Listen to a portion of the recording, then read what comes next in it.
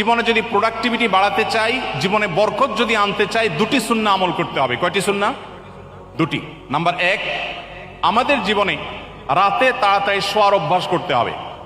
রাতে তাড়াতাড়ি শোয়া সুন্নাত, এটাকে আমরা জানি, অনেকে হয়তো জানি না। আম্মাজান আয়েশা বলেছেন নবী করিম সাল্লাল্লাহু আলাইহি সাল্লাম এশারের আগে কথা বলা, এশারের আগে ঘুমানো এটা অপছন্দ করতেন, আর এশারের পরে কথা বলা অপছন্দ করতেন। এই যে গভীর রাত পর্যন্ত আমরা জেগে থাকি, এটা নবী সাল্লাল্লাহু আলাইহি সাল্লামের আদর্শের পরিপন্থী।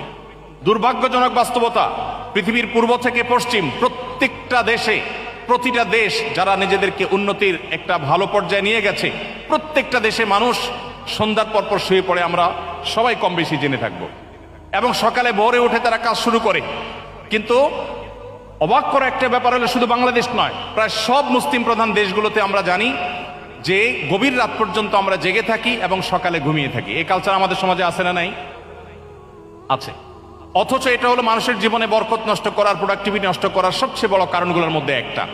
অতএব আমরা যদি রাতে তাড়াতাড়ি শোয়ার অভ্যাস করি এবং সকালে যদি ঘুমানোর অভ্যাস পরিত্যাগ করতে পারি, সকালে যদি কাজে যেতে পারি, ইনশাআল্লাহ জীবনে বরকত আসবে। নবীজি বলেছেন, আল্লাহুম্মা বারিক লি উম্মতি ফি বুকুরিহা, হে আল্লাহ আপনি আমার উম্মতের জন্য সকালের সময়টাতে বরকত দান করুন। এই জন্য সকালের সময়টা ঘুমিয়ে থাকার সময় নয়।